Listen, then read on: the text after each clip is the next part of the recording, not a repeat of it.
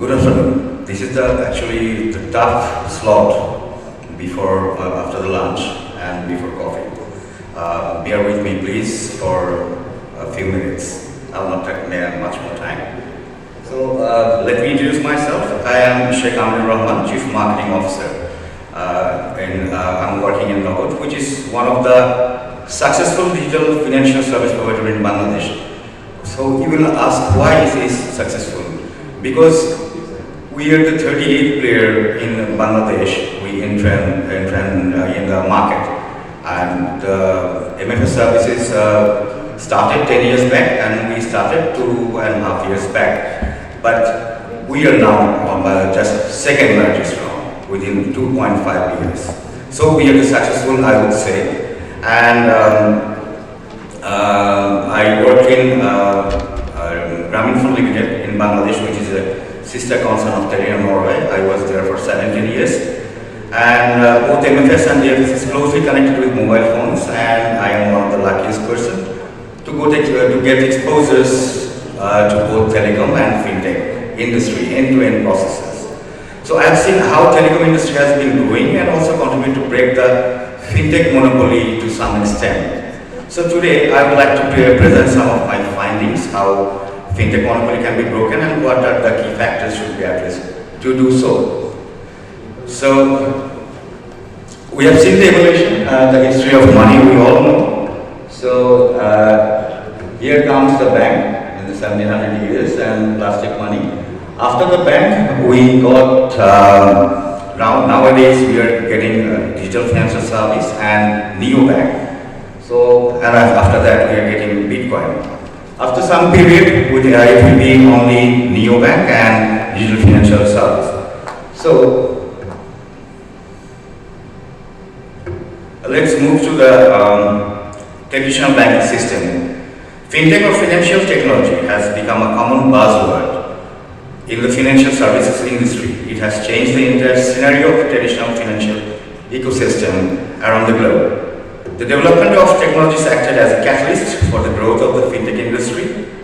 Fintech companies have undergone relentless technological innovations, which have made them more ambitious, advanced, and creative. The most successful implications of fintech are witnessed in adoption of fintech in the banking systems to change the traditional banking system.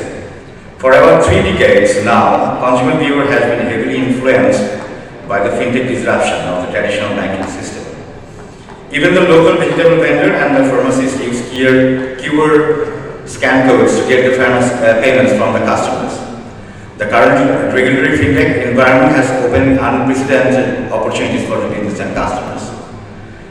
Gone are the days where the transactions included only cash and long queues in the bank with ease and affordable access to technology. Financial services have become efficient and cost-effectively move money and information in real time. So, ways in which fintech is changing the banking industry for consumers.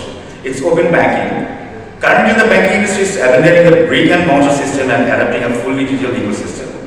The latest digital banking trends provide banking services completely over mobile apps and websites, including the ability to pay for in-store purchases directly from the customer's devices. Several banking applications also aid its users in investing in crypto and stock and help manage their financial portfolios, since relying heavily on technology can raise issues about cybersecurity. Fintech has enabled banks to integrate blockchain technology into their system to enhance security. Then, smart solutions. With the growing dependence on technology, customers are looking for solutions that are easily accessible, robust, and flexible. To satisfy the needs of the customer, the banking industry looks up to fintech solutions that have developed defined and effective solutions to take over those segments that have been neglected by the traditional system earlier. Personal finance tools and issuing online loans to customers are some of the major advantages of implementing technology in banking. And now, banking in the cloud. Cloud computing is emerging as a major player in enhancing customer satisfaction. The advantages of using the cloud in banking are becoming more evident. Fintech companies can choose the public cloud facilities provided by Microsoft and Amazon, and other private cloud facilities. Tap into both and create a hybrid cloud system for the customers. Implementing cloud technologies also drives down implementation cost and other operational expenses. Now, real-time access to data. With the help of disruptive technologies, banks are generating enormous amounts of data about the customers and recent market trends to keep up with the modern financial ecosystem. A centralized, enterprise-wide storehouse of data is immense value. The value is intensified by business analytics tools that provide business institutions with actionable to interpret customer management solution and historical trends. Now about advanced fintech. Analysts believe that in the future fintech will replace traditional banks as customers are more satisfied by the online facilities. Being able to access a plethora of information using a pocket-sized device and a handful of applications has truly changed the perspectives and habits of the customers. Financial technology is offering an assortment of invaluable tools that are helping businesses save time, money, and effort. It is analyzed that the traditional banks will continue to acquire smaller fintech companies to accelerate their digital transformation and strengthen technological capabilities. So if you look at the situation of non-bank population of 7 continents, we can see only 53% population have connectivity to formal or semi-formal financial services. We can also see 80% non-bank population in sub-Saharan Africa in 2017, which might have slightly changed in these years, in the recent years.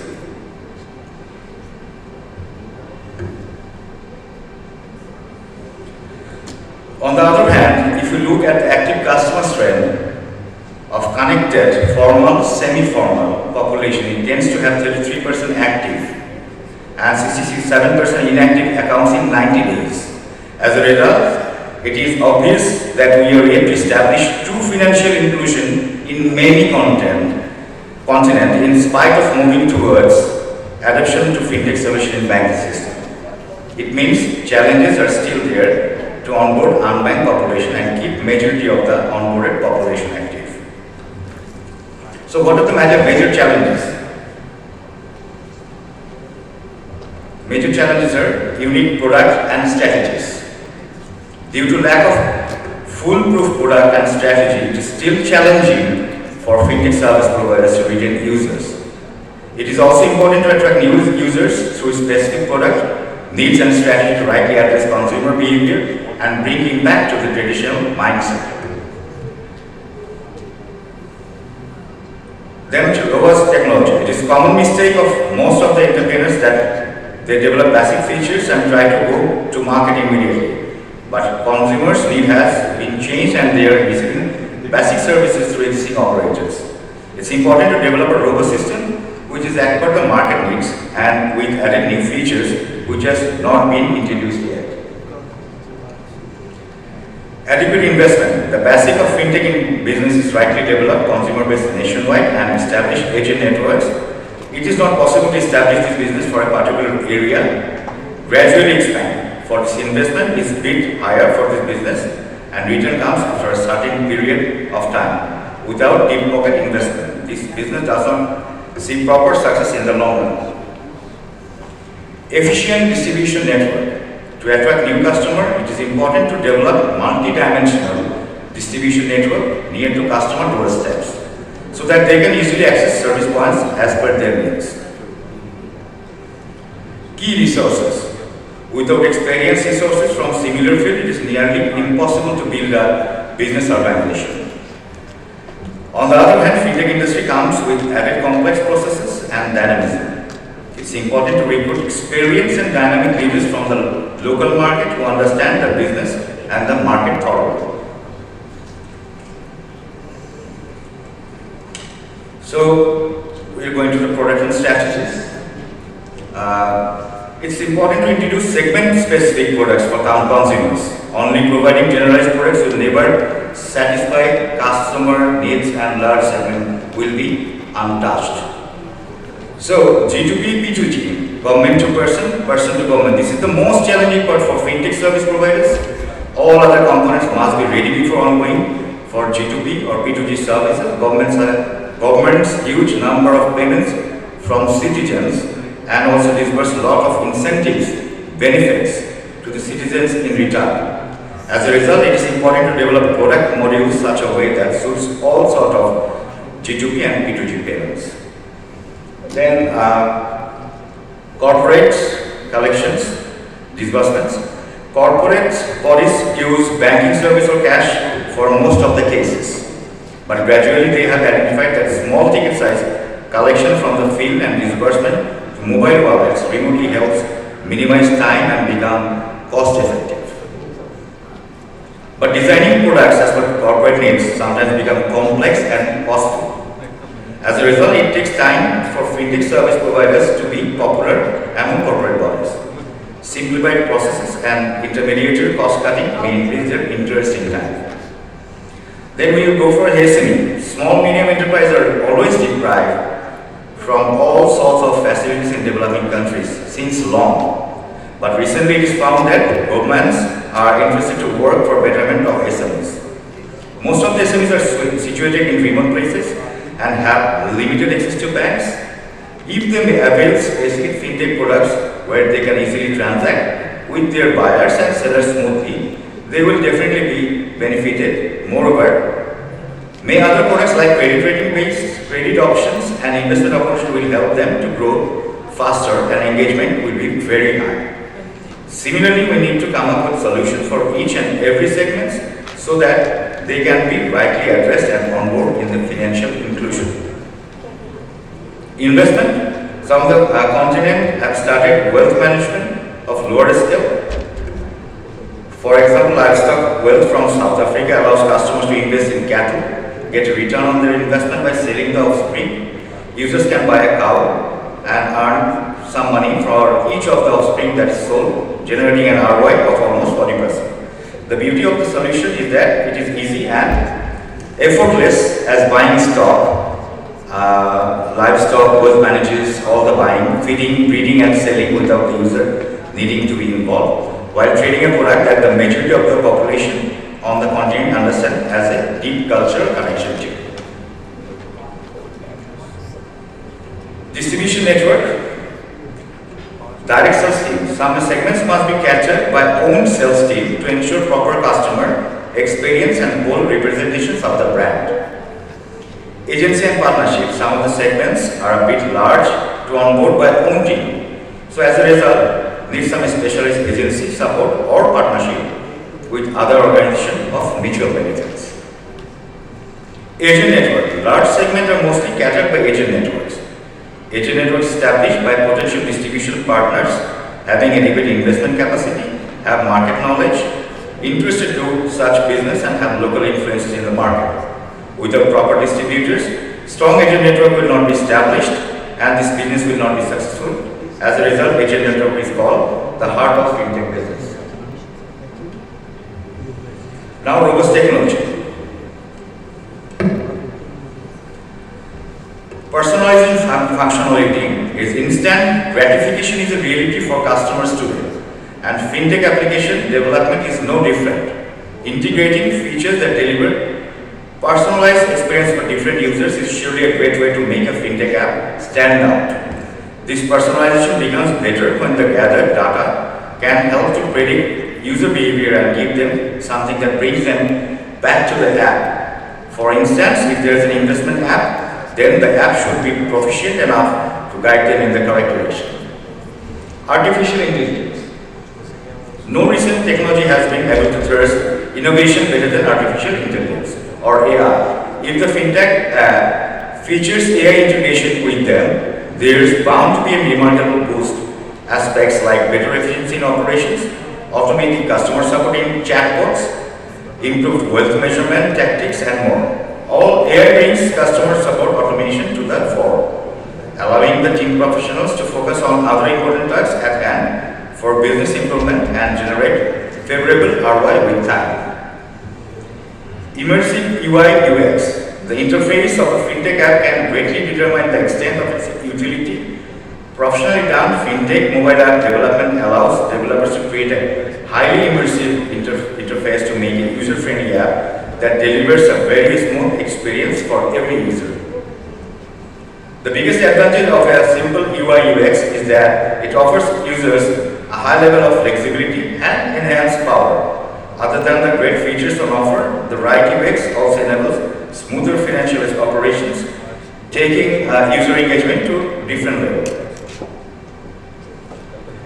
Analytics, accuracy in financial data is of utmost importance, which is why the users of FinTech app use them in the first place. It's a big reason why data analytics integration is so important. Why do you build a FinTech app? With the right analytics plugin, users can easily be sent customized reports of their financial transactions so that they are kept in a great loop about the state of their finances. Given how competitive the present scenario is, most of the well-known apps are making use of the features while more are adapting it every day. Reward campaigns.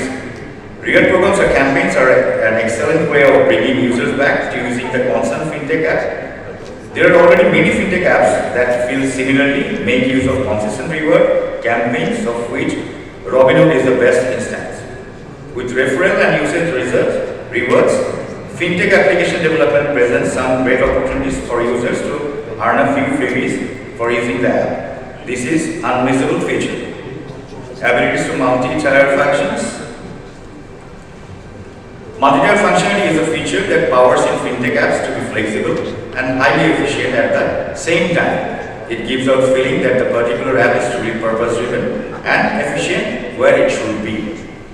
This feature allows the app to work seamlessly while also running different sessions together. Multiple activities can be managed and tracked by the users effortlessly, leading to increased sales for the company.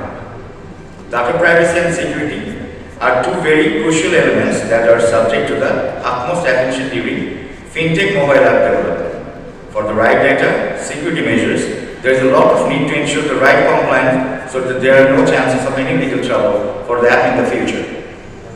Regulations need to be explicitly specified and authentication process needs to be simple enough so that every user can take care of their financial data details. Blockchain and crypto. Blockchain has become a key driver of innovation in the FinTech industry for all the right reasons, out of which elaborate levels of transparency during financial transaction in the least possible time. It ensures that every transaction is authentic by validating and recording every transaction. Adequate in investment, that is, as I have been explaining the challenges and some way forwards, most of them become expensive. We want to rightly address them. As a result, continuous flow of adequate investment is one of the major success factors for FinTech business. We can see the first 3 years of the company incur loss, but from the 4th year it starts gaining positive net revenue. In 5 years, it becomes a profitable business venture. What are the key takeaways? Disruption is required to break into any market. Customer centricity, technology, partnership with all financial stakeholders, and investment. These are the 5 things we can break any kind of monopoly in banking system and also in FinTech. Thank you.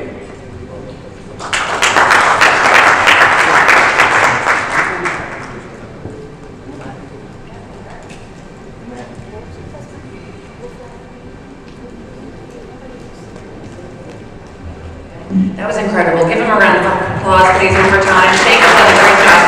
I don't know if you recognize, when I introduced him, he's sales, he's marketing, he's HR. What don't you do, right? This guy's doing a lot of things, and he shared a lot of information. So thank you. I'm going to take a few seconds and 2 questions. Anyone in the audience, what do you got?